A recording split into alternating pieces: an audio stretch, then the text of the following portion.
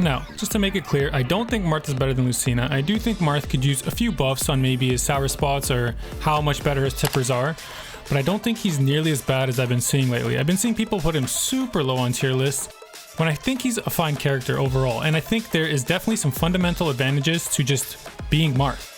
When you play a lot of sword characters, if it's not like Roy, you already want your opponent to be at the tip of your sword. That is like your best spot. So rather than seeing the tipper as something you have to, it's like a burden you have to hit, to me it feels like a reward for playing a sword character well, the way a sword character should be played, right? And I think that's a big deal in a lot of matchups. You think about characters like Roy. Lucina already wants to stay at her tipper range. She doesn't want to get closer to Roy because Roy is just a way better like close quarters fighter when it comes to sword characters.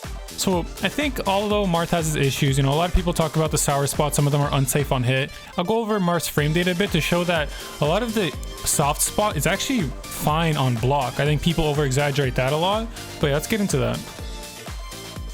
I just want to see how underrated some of his frame data is. People say I'm unsafe on hit, I'm unsafe on block, if I don't tipper I have to play perfectly, whatever. Huge exaggeration. Marth's down tilt, very good move, -9 at worst. And with a move like down tilt, you'd never run into someone and do it, right? You'd probably want to try to space it. In that case, it's -6. Super good. Compared to Lucina's, it's always -8. And this is a good move for Lucina. So at worst, you're one frame lower, but it's an important one frame because it's not -10, which becomes shield grabbable. So neither one of them are shield grabbable. Pretty good moves for both characters. Neutral air is kind of the same, right? Can be up to -3. Lucina's is at best also -3. Lucina's forward air is -6. Marth's can be -5. Can be better. At worst, it's the same. And you get like a similar trend with these aerials and whatnot. But I do think that people over exaggerate how bad Marth's non-tipper moves are in like neutral. I understand they kill worse. I do think Lucina's overall the more solid character, but there are a lot of matchups where you're going to want to play at that like perfect tip range anyway, right? You would never want a Luigi to cross that like line of your tipper. You would never, even if you're playing Lucina, you would never want like a Ganon to cross that line. You would never want a Roy, right? Because he's better. They're so much better than you if you don't keep them at your max sword range. So I think there's a lot of matchups where Marth might actually be better because he controls, and like his tipper rewards you for just playing a fundamentally good sword game anyway. But yeah, overall, Lucina's still better.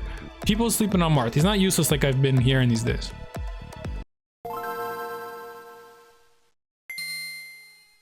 So Young Link's a character I actually wanted to put higher, but a lot of people already know that he's good. But in my eyes, I think he's like really, really good. I think this character does almost everything incredibly well. In these clips you'll see here, he just has so much shield pressure. I asked my friend here to spam shield grab as soon as I hit a shield, and obviously shield grab's not the best option, but I just wanted to show you how many moves he has that are just like super hard to deal with when they hit your shield. His side B, a boomerang, a projectile, you can't punish it. His jab 2 is unpunishable on shield against a lot of characters. A jab 2. So many like how many characters can mix you up by running at you and jabbing? You'll see some clips coming up with that.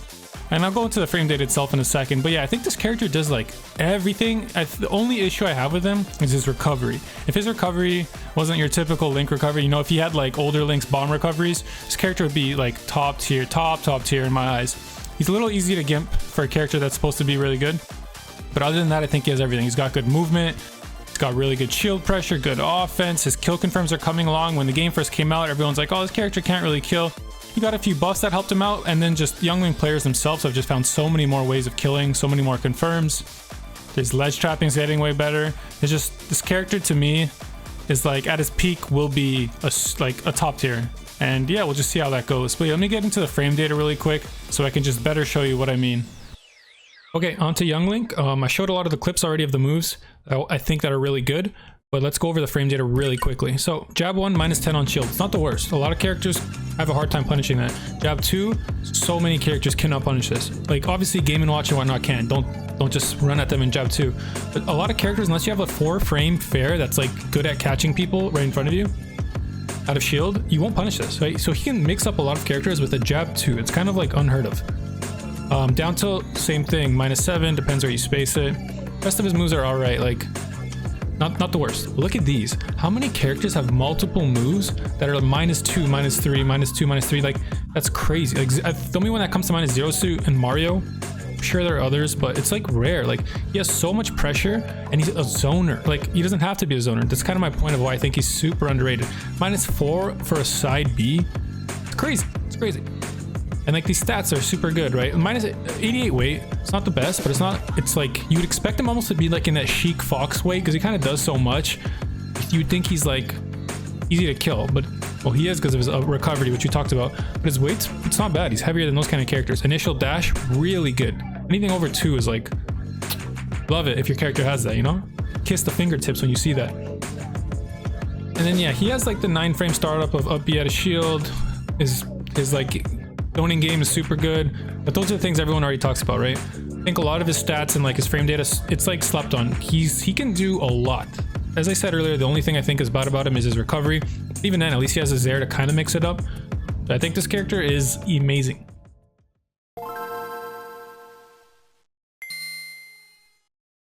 No character that can do this is a bad character. That's just a fact. All right, let's get the shitty Twitter analysis aside. I actually think Diddy is a really, really good character. Obviously having this infinite's like, it's okay. It's not game breaking. You'll very rarely see it. It's like very situational, but it's still a super good tool, right? But I do think that Diddy kind of suffered from the Smash 4 transition issue that a lot of other characters did, right? Before Marth picked up ZSS again, everyone was saying she was bad, she's not the same, whatever. Only recently people start thinking Rose is okay because of the buzz.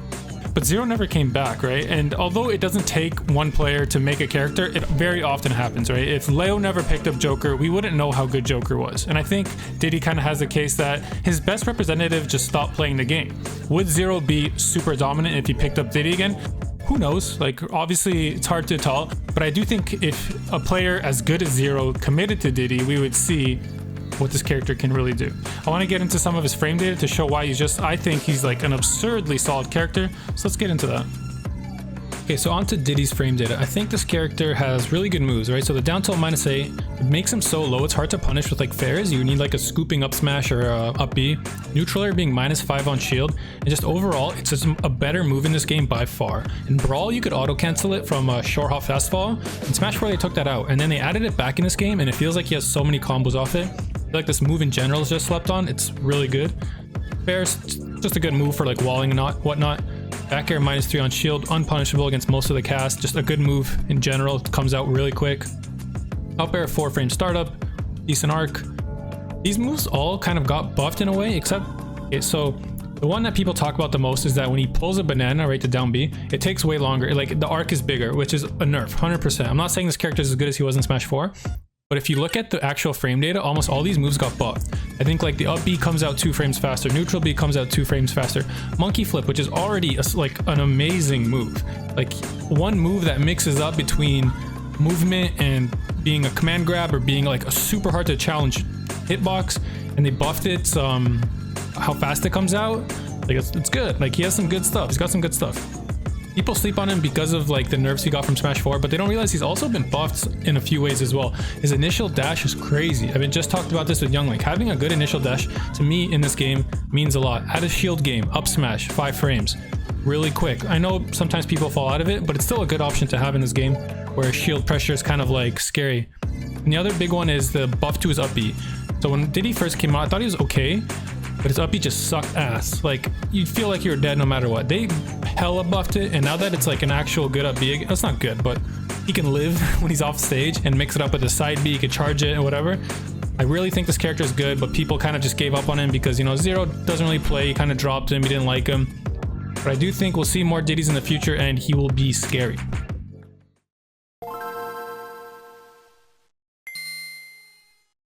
I'm not gonna lie, Banjo is more of like a hunch. With the other characters, there seems to be some reasons people stop playing the characters or whatnot, or just like some obvious strengths they have that a lot of people don't use. But with Banjo, I just don't know. I can't shake the feeling that a player like T or Raito can pick this character up and they'll just look so scary, like they always do with these characters like Olimar, Pac-Man, Duck Hunt. Luckily for me, Raito is playing Banjo. I'm not sure if it's his new main or he's secondarying it. Haven't been able to see many tournaments because of what's going on these days. So yeah, maybe he could prove me right or wrong, but there's just something about Banjo that he just seems like one of those characters that like, it takes one player who plays them in like a very particular playstyle, and they just seem impossible to deal with, you know? We'll see some clips here of Trella in a second. I was talking to one of my friends who plays Banjo. He was telling me the neutral B was kind of like a meme when Banjo first came out. People thought that this move was like kind of whatever. It was kind of funny when he picks up Kazoo and he walks around shooting it, you know, haha, bang, bang, bang. It's not really doing anything, whatever. But now, it's actually one of his better tools. It's no longer a meme. He's like, the Banjos they're learning new things, they're creating new combos, and the future for this character looks bright. So yeah, let's look at some of these clips really quick, and then I'll talk about a little bit of the frame data.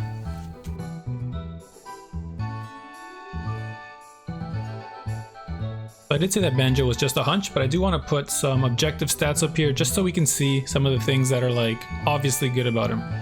The big one is weight. So weighing 106, it's good, right? It's like, it's not the heaviest, but it's hard to kill him. I got weight up here. Let's see the characters we can compare him to, right? We got Ridley, Ike, Simon, Richter, just a little bit heavier than him. Snake's the same, Rob's the same, Link's a bit lower. But what's important here is that let's compare him to the other zoners. So being hard to kill as a zoner is pretty annoying, as I'm sure you know. Like, you finally get these guys at high percents and you still can't kill them. So let's compare them to these other zoners. Snake, Richter, Simon, Rob, Link. When you look at Banjo's like raw speed and stats, they blow these other characters out of the water. His walk speed's 106, his run speed's 218, his initial dash 168. Now, this doesn't mean much on its own, but I guarantee you if you go look at these other zoners close to him that are also like harder to kill, so much better. Having these stats, I think, is a very, very slept on trait. It makes him harder to pin him down because he can just move so much better. He still has the option of whiff punishing you, kind of like Snake does with his dash attack, right? It's pretty annoying that a character that's supposed to zone you has such a good burst option. I think Banjo's movement in general is just a pretty good burst option if he needs it to be. Yeah, just in general, I think these stats are very good, very slept on, considering how heavy he is and that he's supposed to be a zoner. And yeah, for that reason, I think we will see a good Banjo come out of nowhere sometime after this quarantine.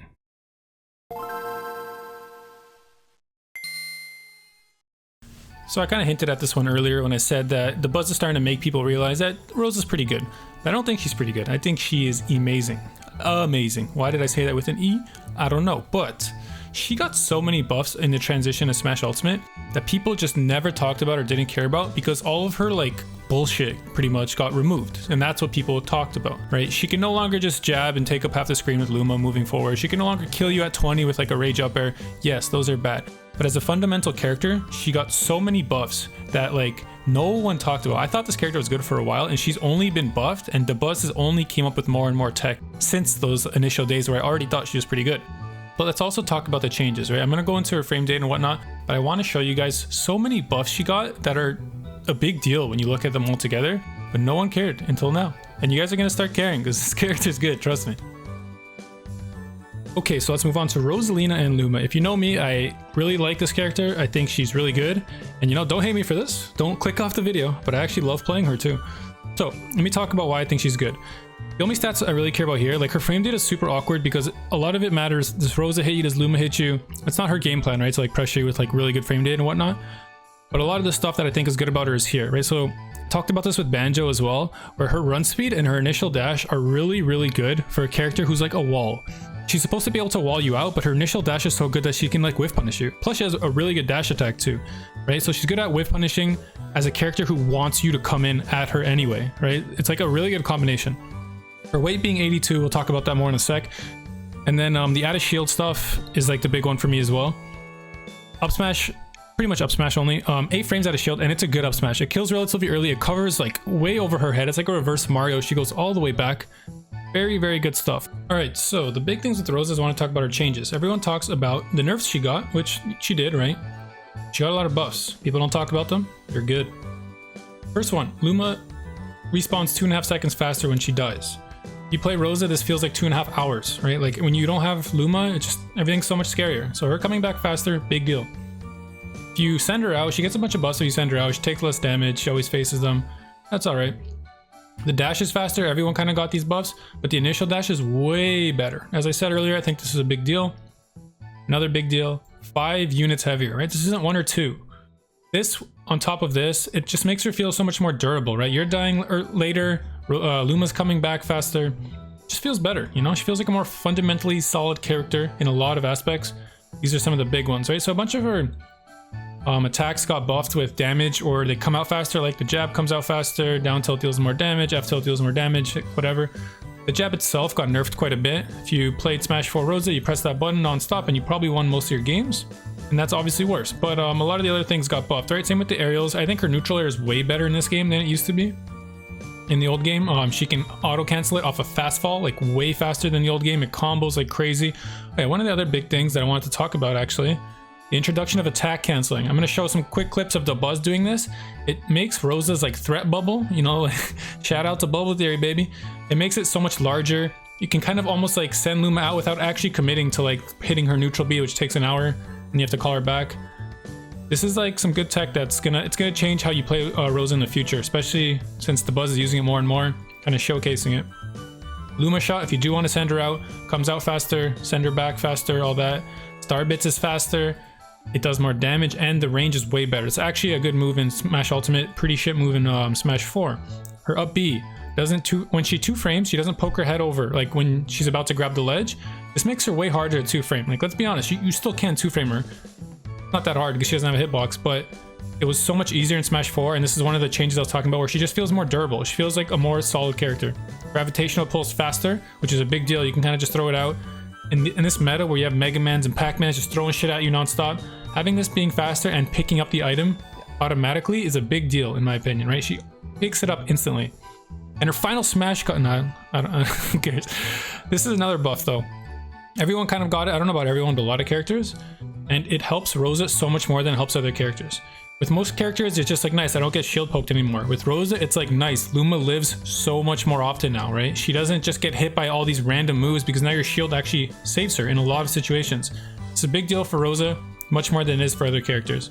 So yeah, for that reason, I think we'll see much more Roses in top 8s. It'll probably be just the Buzz, unless someone else picks her up. But I think she's a super good character, and she's been slept on a little too long, I think. Alright, so that's everything. I hope you guys enjoyed. I would really appreciate it if you liked and subbed, if you did enjoy it. If not, let me know what you didn't like about it.